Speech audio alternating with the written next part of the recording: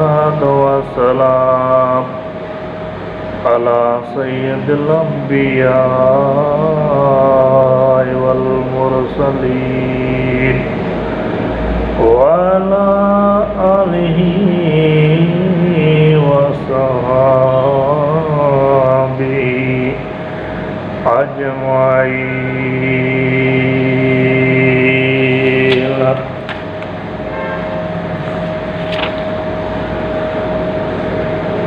أما بعد فأعوذ بالله من الشيطان الرجيم. بسم الله الرحمن الرحيم. فأرسلنا عليهم الطوفان والجراد والقمل والضفادع والدم آيات مفصلات فاستكبروا وكانوا قوما مجرمين. ولما وقع عليهم الرجز قالوا يا موسى ولما وقع عليهم الرجز قالوا يا موسى ادع لنا ربك بما عهد عندك لئن كشفت عنا الرجز لنؤمنن لك ولنرسلن معك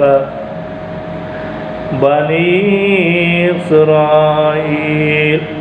فلما كشفنا عنهم الرجز إلى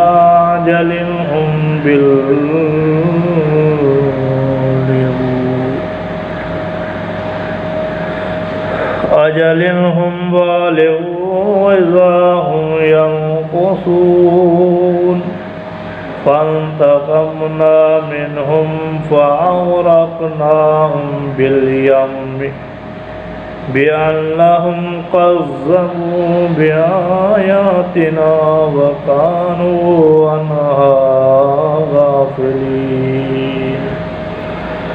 صدق الله العلي العظيم وبلغنا رسوله النبي الكريم الأمين. ونحن على ذلك لمن الشاهدين والشاكرين والذاكرين والحمد لله رب العالمين. بندے پروردگار امت احمد نبی صلی اللہ علیہ وسلم، دوست دار چار یارم تابع اولاد علی، مذہب حنفی دارم ملت حضرت خلیل، زیر سایہ غوث اعظم خاک پائے ہر ولی.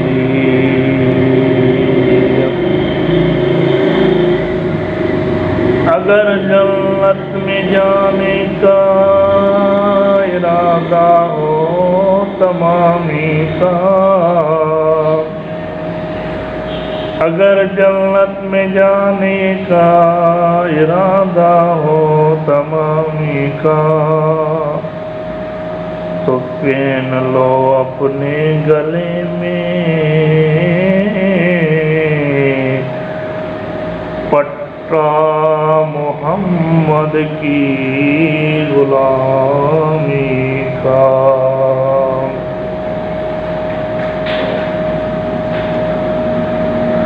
غلامان محمد جان دینے سے نہیں ڈرتے، غلامان محمد جان دینے سے نہیں ڈرتے، سر کٹ جائے یا رہ جائے پرواہ نہیں کرتے۔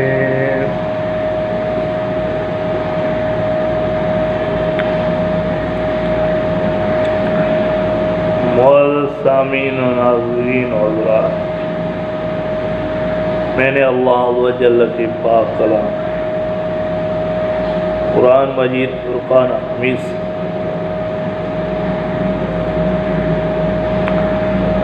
سورت مبارک آراف و آراف 9 آیت نمبر 130 و 136 تک آپ کے سامنے تلاوت کروں، دعا فرماؤ اللہ عز و جل اس کی صحیح ترجمہ اور صحیح تفسیر بیان کرنے کی توفیق عطا فرمائے، اور ہمیں اور آپ کو یہ سن کر اس پہ عمل کرنے کی توفیق عطا فرمائے۔ تو اس آیت کی ترجمہ سنو، پھر تفسیر۔ اللہ عز و جل اپنے کلام اللہ شریف میں ارشاد فرمایا، فَأَرْسَلْنَا عَلَيْهِمُ الطُّوفَانَ،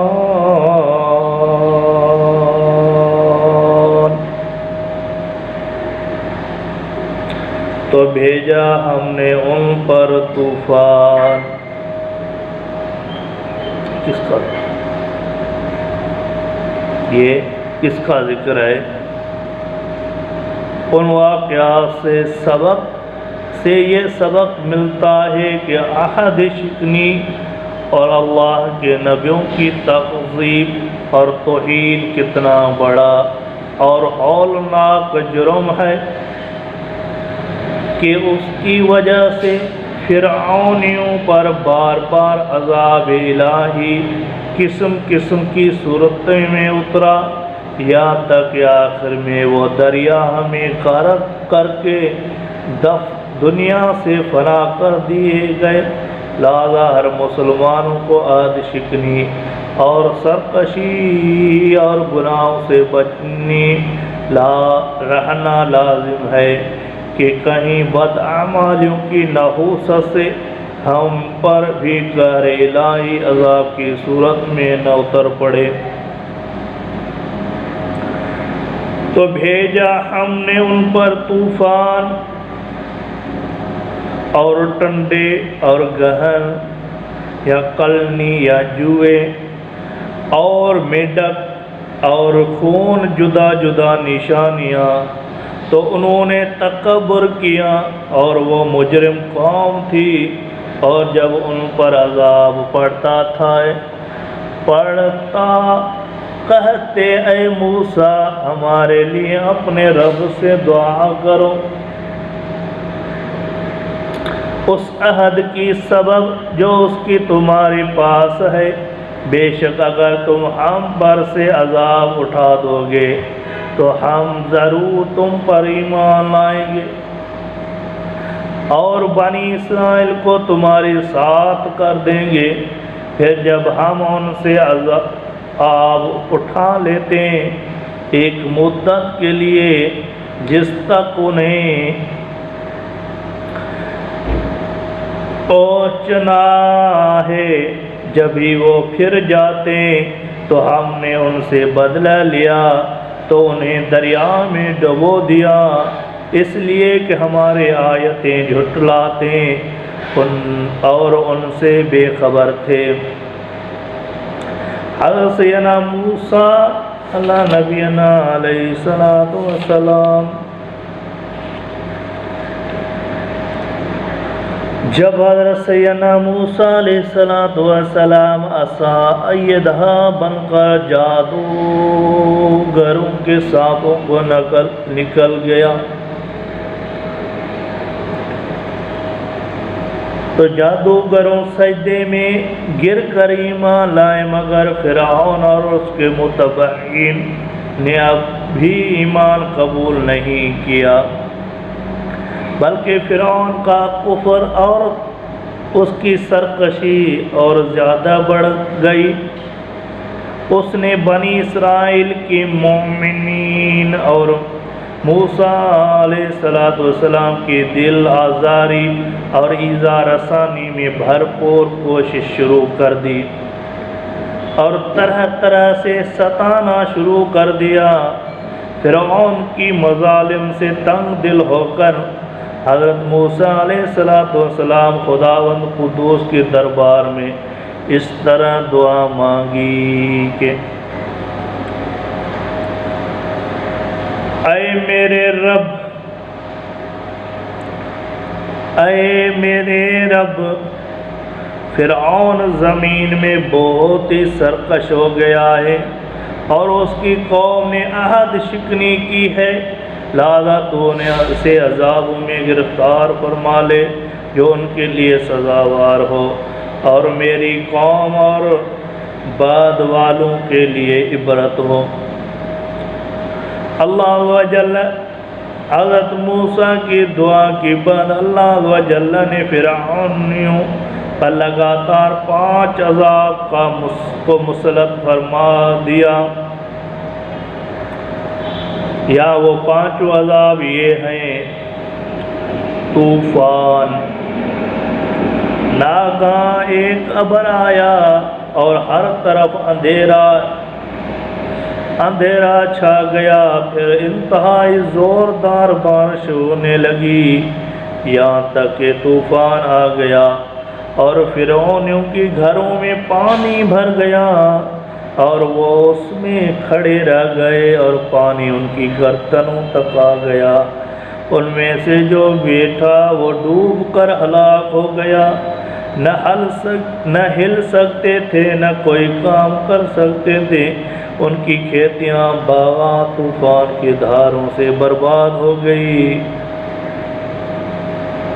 سنچر سے سنچر تک مسلسل 7 روز تک وہ لوگ اس مصیبت میں مبتلا رہے، اور باوجود ایک بنی اسرائیل کے مکانات فرعون کی گھروں سے ملے ہوئے تھے، مگر بنی اسرائیل کے گھروں میں سیلاب کا پانی نہیں آیا۔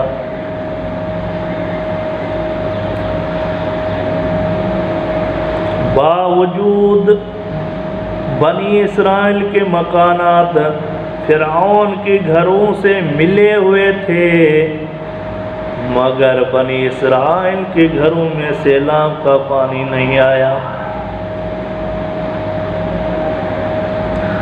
اور وہ نہایت ہی امن و چین کے ساتھ اپنے گھروں میں رہتے تھے۔ جب فرعونیوں کو اس مصیبت کی برداشت کرنے کی تاب و طاقت نہ رہی اور وہ بالکل ہی عاجز ہو گئے، تو ان لوگوں نے موسیٰ علیہ السلام سے عرض کیا کہ آپ ہمارے لیے دعا فرمائیے۔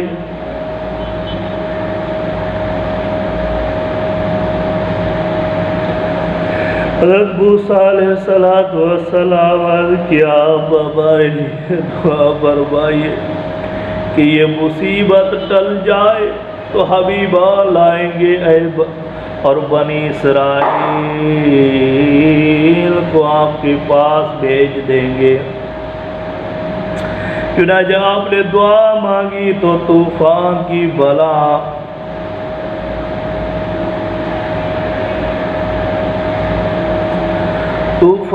بلا ٹل گئی اور زمین میں ایسی سرسبزی اور شادابی نمودار ہوئی کہ اس سے پہلے کبھی بھی دیکھنے میں نہ آئی تھی۔ کھیتیاں بہت شاندار ہوئیں اور گلوں میں اور پھلوں کی پیداوار بے شمار ہوئی۔ یہ دیکھ کر فرعون کہنے لگے کہ یہ طوفان کا پانی تو ہمارے لیے بہت بڑی نعمت کا سامان تھا۔ پھر وہ اپنے عہد سے پھر گئے اور ایمان نہیں لائے، اور پھر سرکشی اور ظلم اور عصیان کی گرم بازاری شروع کر دی۔ ٹنڈیاں، دوسرا عذاب۔ 1 ماہ تک تو فرعونی न्यायदार्ढ्य से रहे, लेकिन जब उनका कुफ्र तकब्बुर और जुल्म सितम फिर बढ़ने लगा तो अल्लाह व जल्ल ने अपने कहर अज़ाब की टंडियों को शिकल में भेज दिया। चारों तरफ से टंडियों का झुंड की झुंड आ गए जो उनकी खेतियों और बागों को, यहाँ तक कि उनकी मकानों की लकड़ियाँ तक को खा गए, और फिरौनियों के घरों में ये टंडियाँ फिर भर गई जिससे उनका सांस लेना मुश्किल हो गया। मगर बनी इसराइल की मोमिनीन के खैर और बाग मकानात और उन टंडियों की यलगार से बिल्कुल महफूज रहें। ये देखकर फिरौन को बड़ी इबरत हुई और आखिर उस अजाब से तंग आकर फिर मूसा अलैहिस्सलाम के आगे अहद किया कि आप इस अजाब की दफ़ा होने के लिए दुआ फरमा दें तो हम लोग ज़रूर ईमान ले आएंगे और बनी इसराइल पर कोई जुल्म और सितम न करेंगे। चुनांचे आपने दुआ से 7वें दिन ये अजाब ही टल गया और ये लोग फिर एक माह तक न्यात ही आराम और राहत में रहे, लेकिन फिर अहद शिकनी की और ईमान नहीं लाए और उन लोगों के कुफर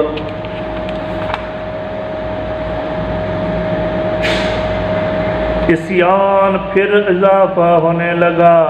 हज़रत मूसा अलैहिस्सलाम और मोमिनों को ईज़ा देने लगे और कहने लगे हमारी जो खेतियाँ और फल बच गए हैं वो हमारे लिए काफ़ी हैं, लिहाजा हम अपना दीन छोड़कर ईमान नहीं लाएंगे। तीसरा अज़ाब गर्द एक माह के बाद फिर उन लोगों पर कमल का अज़ाब मुसल्लत हुआ। बाद मुफस्सरीन का बयान है कि ये घन था जो उन फिरौनियों के अनाजों और फलों में लगकर तमाम गलों और मेवों को खा गया, और बाद मुफस्सिर ने फरमाया कि एक छोटा सा कीड़ा था जो खेतों को तैयार फसलों को चट कर गया और उनके कपड़ों में घुसकर उनकी